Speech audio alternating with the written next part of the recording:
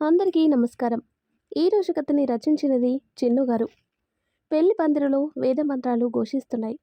చుట్టాలందరూ పెళ్లిలో సందడి చేస్తున్నారు. పెళ్లి కొడుకు గౌతమ్ పెళ్లి పీటల మీదకొచ్చి కూర్చొనున్నాడు. అతని మొహంలో ఆనందం, సిగ్గును అతని స్నేహితులు చేసే అల్లరిని రెట్టింపు చేస్తున్నాయి. వధువు కావ్య రూమ్లో ఒంటరిగా ఉంది. మరో 2 గంటల్లో కావ్య గౌతమ్ సొంతం కాబోతుంది. బయట పందిరిలో చేసే సందడి తనకి నచ్చట్లేదు. తన జ్ఞాపకాలు అలా 2 వారాల వెనక్కి వెళ్ళాయి.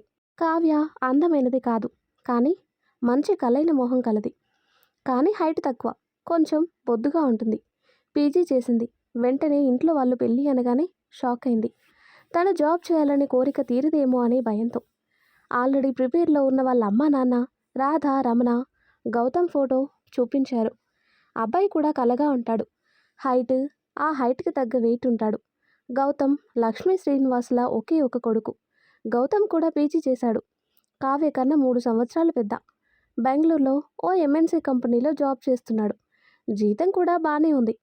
శ్రీనివాస్ 6 నెలల క్రితం హార్ట్అటాక్తో చనిపోయాడు. అందుకే సంవత్సరంలోపు గౌతమ్కి పెళ్లి చేయాలని నిశ్చయించుకుంది లక్ష్మి. అందుకుగాను ఏరికోరి చూసింది సంబంధం. కావ్య కనీసం ఫోటో కూడా చూడలేదు.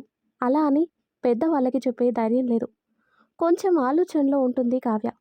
వెంటనే వెనక నుంచి రాధా, అబ్బాయి వాళ్ళు నిన్ను చూడటానికి వచ్చేది రేపే అని చెప్పటంతో వెంటనే ఎలా అయినా సంబంధం చెడగొట్టాలని అనుకుంటుంది. ఆ రాత్రంతా ఆలోచిస్తూ ఉంటుంది.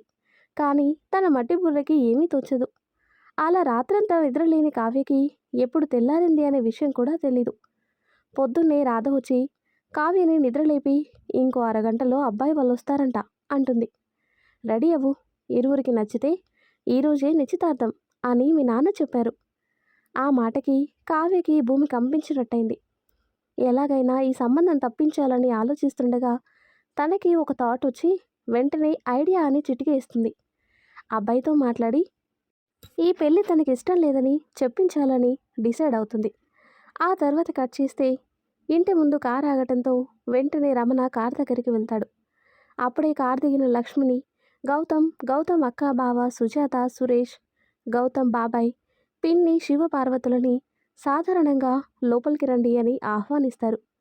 లోపలికి వచ్చిన వాళ్ళని కూర్చోబెట్టి రాధా, స్వీట్స్ తీసుకురా. రాధ వంటగదిలోకి వెళ్తుండగా మాకు అయ్యేం వద్దన్నయ్య గారు, అమ్మాయిని చూపించండి చాలు. అన్ని విధాలుగా అందరికీ ఈ సంబంధం నచ్చితే ఏకంగా విందు భోజనమే చేస్తాం అని లక్ష్మి చెప్పటంతో రమణ రాధ వైపు సైగ చేశాడు. రాధకి అర్థమైనట్టుగా లోపలికి వెళ్తుంది. కావ్యకి టీ కప్స్ ఉన్న ట్రే ఇచ్చి తీసుకెళ్తుంది. నెమలి కంఠం రంగులో చీర, దానికి తగ్గ జాకెట్ వేసుకొని పెద్దగా నగలు లేకుండా సింపుల్గా 2 మూరల మల్లెపూలు పెట్టుకొని చేతి నిండా గాజులు వేసుకొని ఆ చేతులతో టీ ట్రే తీసుకువచ్చిన కావ్య లక్ష్మికి, ఆ తర్వాత తనతో వచ్చిన వాళ్ళకు కూడా టీ ఇచ్చింది. ఇక మిగిలింది గౌతమ్ ఒకడే. కావ్య లక్ష్మికి నచ్చింది. అబ్బాయి కూడా ఇవ్వమ్మా అన్న నాన్న రమణ సందేశంతో వణుకుతున్న చేతులతో గౌతమ్ ముందు నిలబడింది. టీ తీసుకుంటూ వణికే కావ్య చేతులు గమనించాడు గౌతమ్. ఆ అమ్మాయిని చూడరా అనే అమ్మ పిలుపుతో కావ్య వైపు చూశాడు గౌతమ్. ఆమెలో ఏదో కళ, ప్రశాంతమైన కళ్ళు, చామంచాయ రంగు, ముద్దటి మొహం, విశాలమైన నుదురు, శంకర్ లాంటి చెవులు, ముద్దుగా మత్తెక్కించే చిన్ని పెదాలు, సన్నని నడుము. చూడగానే కావ్య తన కోసమే పుట్టినట్టు అనిపించింది. కావ్యకి ఓవైపు కావ్య ఎలా అయినా గౌతమ్తో మాట్లాడాలి అని అనుకుంటుండగానే అమ్మాయిని అబ్బాయిని ఏకాంతంగా మాట్లాడుకోనిద్దాం, అంతలో మనం మిగిలిన విషయాలు మాట్లాడుకోవచ్చు అని లక్ష్మి చెప్పటంతో అమ్మయ్య అనుకుంది కావ్య మనసులో. సరే అన్నాడు రమణ. అలా కావ్య వెనుక గౌతమ్ మేడమెట్లు ఎక్కి పైకి వెళ్ళారు. అక్కడ గౌతమ్ కావ్యాల మధ్య నిశ్శబ్దం. ఆ నిశ్శబ్దాన్ని బ్రేక్ చేస్తూ కావ్య, నేను మీకు నచ్చానా అని అడుగుతుంది. గౌతమ్ హా అని చెప్పేలోపు మీరు చాలా బాగున్నారు, మంచి జాబ్ కూడా ఉంది, వెల్ సెటిల్డ్, మీకు నాకన్నా చాలా మంచి అందమైన భార్య వస్తుంది. నేను మీకు కరెక్ట్ కాదు, సో ఈ పెళ్ళి మీకు ఇష్టం లేదని చెప్పండి అని గడగడా చెప్పేసింది కావ్య. గ్యాప్ ఇస్తే గౌతమ్ ఏం మాట్లాడతాడు అని. మొత్తం విన్న గౌతమ్ తనకి నచ్చిన అమ్మాయి అలా అనడానికి కారణం ఏంటో అని అనుకుని ఎవరినైనా ప్రేమిస్తున్నారా అని అడుగుతాడు. లేదు అంటుంది. మరి నేను నచ్చలేదా అని అడుగుతాడు. భలేవారే మీకేం తక్కువ అంటుంది. మరి అంటాడు గౌతమ్. అది అది అని నసుకుతూ నాకిప్పుడే పెళ్లి చేసుకోవాలని లేదు. ఎందుకో భయం. మంచిగా జాబ్ చేయాలని ఉంది. అది నాన్నకు చెప్పే ధైర్యం లేదు అని అమాయకంగా చెబుతున్న కావ్యని చూస్తే ముద్దుగా అనిపించింది గౌతమ్కి. ఆ నిమిషంలో ఆమె కళ్ళు టెన్షన్తో గుండ్రల్లాగా తిరుగుతున్నాయి. చేతులు నలుపుకుంటూ తన నుండి ఏం రిప్లై వస్తుందో అని చూస్తున్న కావ్యకి సరే అని చెప్పాడు గౌతమ్. కానీ మనసులో ఆమెనే భార్యగా పొందాలి అని అనుకున్నాడు. థ్యాంక్స్ అని గట్టిగా అరిచి ఆ సంతోషంలో ఏం చేయాలో అర్థం కాక గౌతమ్ని కౌగిలించుకుంది. ఆ విషయం అర్థమయ్యేలోపు గౌతమ్ కావ్య అలానే తనను పట్టి ఉండాలని మనసులో అనుకున్న బయటికి మాత్రం ఏయ్ ఏంటిది అని అన్నాడు. విషయం అర్థమైన కావ్య దూరం జరిగి సారీ చెప్పి మళ్ళీ థ్యాంక్స్ చెప్తుంది. ఇద్దరు కాస్త ఇబ్బందిగా కిందికొస్తారు. కింద ఇక్కడ లక్ష్మి రమణ ఇరు కుటుంబాలకు ఈ సంబంధం నచ్చడంతో కావ్య గౌతమ్ కోసం ఎదురు చూస్తూ ఉంటారు. కింది కూర్చున్న గౌతమ్ వైపు తల్లి లక్ష్మి చూడటంతో గౌతమ్ నవ్వి నాకు అమ్మాయి నచ్చింది అంటాడు. ఆ పరిణామానికి కావ్య షాక్ అయ్యి గౌతమ్ వైపు చూడటంతో కన్ను కొట్టి నవ్వి కళ్ళు ఎగరేస్తాడు. తమ కూతురికి మంచి సంబంధం కుదిరిందన్న సంతోషంలో ఉన్న రాధారమణలకి వ్యతిరేకంగా ఏం మాట్లాడలేకపోవటంతో అసలు గౌతమ్ ఎందుకు ఇలా చేశాడు అని ఆలోచిస్తూ ఉండగానే మంచి రోజు కావటంతో ఉంగరాలు మార్పించాలని నిర్ణయించారు పెద్దలు. గౌతమ్ కావ్య వేలికి ఉంగరం తొడుగుతూ ఆమె శుతిమెత్తని వేలని కొంచెం గట్టిగా పట్టుకున్నాడు. అంతే, కావ్య కళ్ళల్లో కోపం ఎర్రని రూపం దాల్చి గౌతమ్ వైపు చూడగా మళ్ళీ గౌతమ్ కన్ను కొట్టాడు. కావ్య ఆ కోపంతో గౌతమ్కి ఉంగరం తొడిగి కాలితో అతని ఎడమ కాలిని గట్టిగా అదిమి వెళ్ళిపోయింది. ఆ అని అరిచాడు గౌతమ్. అమ్మాయి అలా వెళ్ళిపోవటంతో సిగ్గుతో వెళ్ళిపోయింది అనుకున్నారు అంతా. మరో 20 రోజుల్లో మంచి ముహూర్తం ఉండటం వల్ల ఆ ముహూర్తం ఖాయం చేసుకుని వెళ్ళిపోయారు గౌతమ్ వాళ్ళు. గౌతమ్కి అంతా కలలా ఉంది. ఆ తర్వాత కట్ చేస్తే మరుసటి రోజు సాయంత్రం కావ్యకి కాల్ చేశాడు గౌతమ్. హాయ్ అన్నాడు. నిన్నటి సిచ్యువేషన్ నుండి ఇంకా బయటికి రాకుండా అదే ఆలోచిస్తూ మేడ మీద కూర్చున్న కావ్య ఫోన్ రింగ్ అవ్వటంతో హలో ఎవరు అంది. కావ్య అన్నోన్ నెంబర్ చూసి నేను గౌతమ్ని అంటాడు. మీకు నా నెంబర్ ఎక్కడిది? నిన్న మామయ్య దగ్గర తీసుకున్నా. నేను నీతో కొంచెం మాట్లాడాలి అంటాడు గౌతమ్. ఏమున్నాయండి ఇంకా చేయాల్సిందంతా చేసేశారుగా, మళ్ళీ ఇప్పుడు కాల్ చేసి ఏం మాట్లాడాలి అంటుంది కావ్య. నేనేం చేశాను అంటాడు గౌతమ్.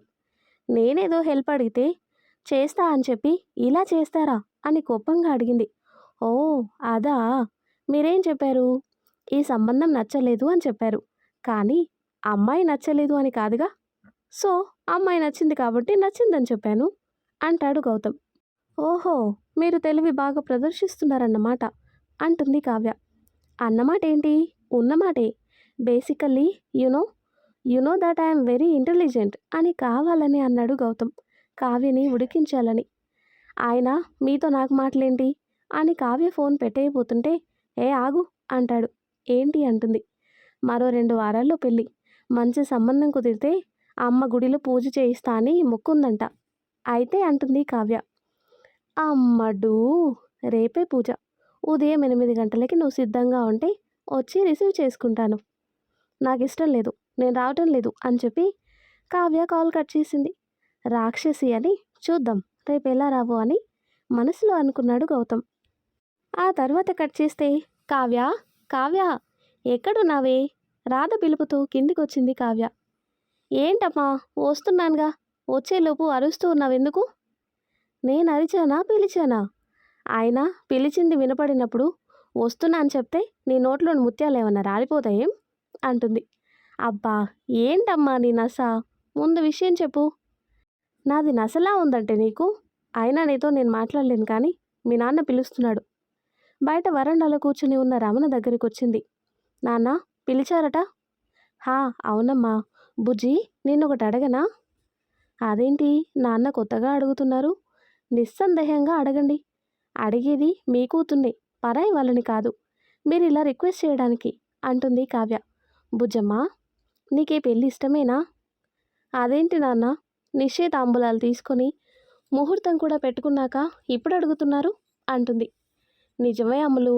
కానీ మనసులో ఎక్కడో వెలితి. నీ ప్రమేయం లేకుండానే నీ పెళ్లి కుదిర్చాము అని అప్పుడే అక్కడికి వచ్చిన రాధ అనటంతో, అమ్మా నువ్వు కూడానా?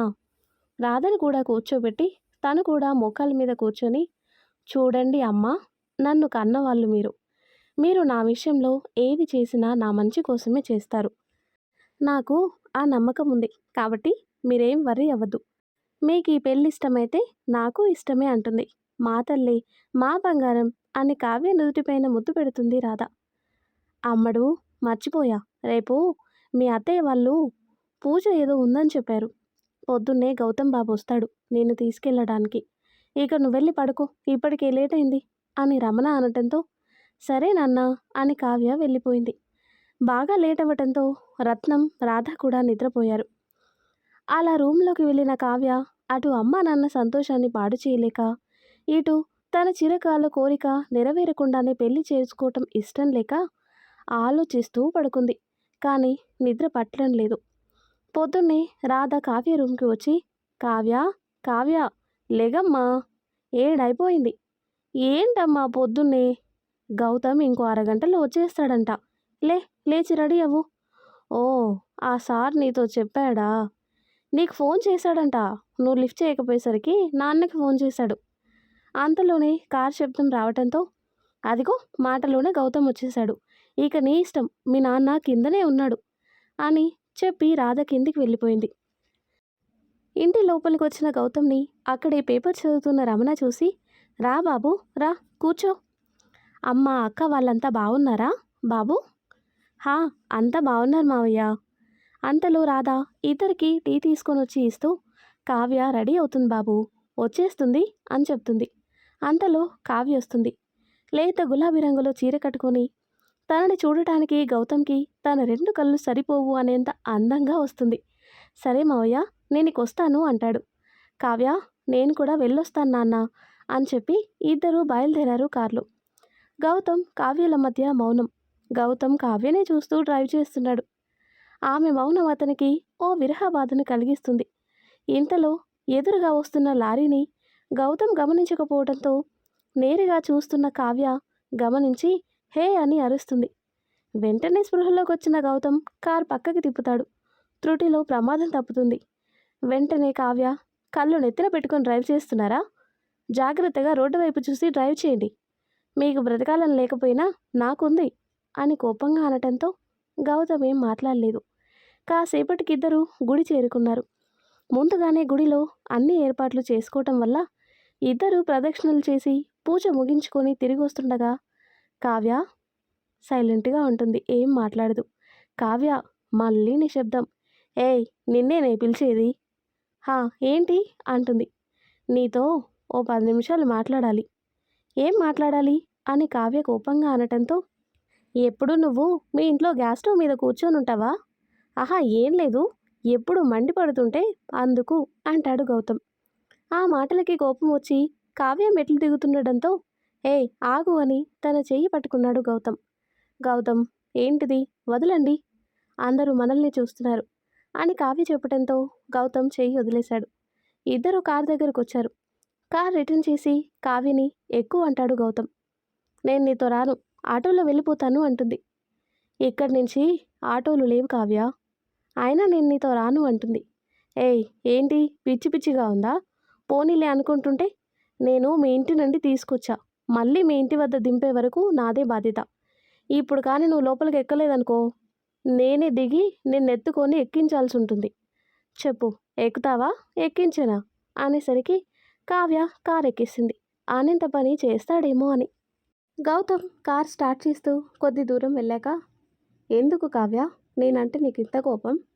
ఏదో ఒకరోజు పెళ్లి చేసుకోవాలిగా, అది ఇప్పుడే అని నువ్వెందుకు అనుకోకూడదు? నేను నిన్ను చూసిన రోజే అని ఏదో చెప్పబోయాడు. కానీ కావ్య బాగా నిద్రలో ఉంది. ఈలోగా గౌతమ్ ఇంటి ముందు ఆగింది కార్. అలా కార్ ఆగడంతో కావ్యకి చెల్లడం రాకపోయేసరికి హారన్ కొట్టాడు గౌతమ్. వెంటనే నిద్ర లేచిన కావ్య తను ఉండేది గౌతమ్ భుజంపై అని గుర్తించి సారీ అని చెప్పి కార్ దిగుతుంది. ఇదేంటి, మా ఇంటికి కాకుండా ఇక్కడికి తీసుకొచ్చావు అంటుంది. అమ్మ అక్క నిన్ను ఈరోజు భోజనానికి తీసుకురమ్మని అడిగారు, అందుకే. నువ్వేమీ కంగారు పడాల్సిన అవసరం లేదు. నేను మీ ఇంట్లో ఆల్రెడీ చెప్పాను అంటాడు. రా కావ్య, అమ్మా కావ్య వచ్చింది అని సుజాత చెప్పడంతో లక్ష్మి బయటికి వచ్చింది. రా కావ్య కూర్చో అని లక్ష్మి చెబుతుండగా కావ్య లక్ష్మి పాదాలపై నమస్కరించి ఆశీర్వాదం తీసుకుంటుంది. అమ్మ వాళ్ళు బాగున్నారా? బాగున్నారత్తయ్య, మీరు అని అడుగుతుంది కావ్య. బాగున్నాను కావ్య. అంతలో సుజాత లంచ్కి అన్నీ సిద్ధం చేస్తుంది. కావ్య లక్ష్మిని అత్తయ్య అని పిలవటం, పాదాలకి నమస్కరించటం, సుజాతతో కలిసిపోవటం అన్నీ గౌతమ్ కళ్ళని దాటిపోలేదు. అందరూ కలిసి లంచ్ చేశారు. అప్పటికే చాలా ఆలస్యం అవ్వటంతో కావ్యని డ్రాప్ చేయటానికి వెళ్ళి డ్రాప్ చేసి ఏదో పని ఉండటం వల్ల బయట నుంచే రిటర్న్ అవుతాడు గౌతమ్. ఆ తర్వాత కట్ చేస్తే గౌతమ్కి ఆఫీస్ పని ఉండటం వల్ల బెంగళూరుకి ఖచ్చితంగా వెళ్లాల్సిన పరిస్థితి. తను షాపింగ్ అక్కడే చేస్తా అని చెప్పడంతో ఇరు కుటుంబాలలో పెళ్లి పనులు స్టార్ట్ అవుతాయి. పెళ్లికి 4 రోజుల ముందు వస్తాడు. మధ్యలో వచ్చాక కావ్యకి ఫోన్ చేయటానికి కుదరలేదు. కావ్య కూడా అతని మీద కోపంతో కాల్ చేయలేదు. ఇదిగో ఇప్పుడు డైరెక్ట్గా పెళ్లిలోనే ఇద్దరు కలవటం. ఇక ప్రజెంట్లోకి వస్తే పెళ్లి కూతుర్ని పిలవండి అని పురోహితుడు అనటంతో రాధ తనతో పాటు వచ్చిన కొంతమంది అలికిడికి ఈ ప్రపంచంలోకి వచ్చింది కావ్య. ఆమె ఆలోచనలకి బ్రేక్ వేస్తూ ఆమెని ఆట పట్టించాలని ట్రై చేస్తూ పెళ్లి పీటల దగ్గరికి తీసుకువెళ్లారు. పురోహితుడికి తన చేతిలో ఉన్న కొబ్బరికాయని ఇస్తూ పీటలపై కూర్చుంది. పెళ్లి చూపుల్లో కన్నా ఎన్నో రెట్లు అందంగా ఉన్న కావ్యని చూసి ఆమె నడుములు గిల్లాడు గౌతమ్. ఆ అనుకోని పరిమాణానికి ఎలా స్పందించాలో అర్థం కాలేదు కావ్యకి. మరో అరగంటలో మాంగల్య ధారణ జరిగిపోతుంది. అప్పటి నుండి కావ్య తన సొంతం. ఆ తర్వాత తమ ఇరువురు కలిసి జీవించే విధానం గురించి కలలు కంటున్న గౌతమ్ తాళి కట్టండి అనడంతో తాళి తీసుకుని పురోహితుడు చదివే శ్లోకాల సాక్షిగా కావ్య మెడలో 3 ముళ్ళు వేశాడు. 3వ ముడి వేయటం, ఆమె మెడ మీద గిల్లటం రెండూ ఒకేసారి జరిగిపోయాయి. ఆ తర్వాత 7 అడుగులు వేసి కావ్య గౌతమ్ ఒకటయ్యారు. మరి ఆ తర్వాత ఏం జరుగుతుందో, ఇష్టం లేకుండా పెళ్లి చేసుకున్న కావ్య గౌతమ్తో ఎలా కలిసి ఉంటుందో నెక్స్ట్ వీడియోలో తెలుసుకుందాం. ఎంతో ఇంట్రెస్టింగ్గా ఉండే ఈ స్టోరీ నెక్స్ట్ పార్ట్స్ కోసం ఈ వీడియో లైక్ చేసి మన ఛానల్ని తప్పకుండా సబ్స్క్రైబ్ చేయండి. ఫ్రెండ్స్, యాక్చువల్లీ ఒక చిన్న ఇన్ఫర్మేషన్, ఇది ఆల్రెడీ మన స్టోరీలో ఓల్డ్ స్టోరీ అనమాట. చాలా ఓల్డ్ స్టోరీ, ప్రజెంట్ మన ఛానల్లో లేదు. సో అందుకని మళ్ళీ అప్లోడ్ చేస్తున్నాను. సో ఎవరైనా ఆల్రెడీ ఈ స్టోరీ వినుంటే కనుక దయచేసి స్కిప్ చేయండి. వినని వాళ్ళు ఎంజాయ్ చేయండి. ఓకేనా? Thanks for watching.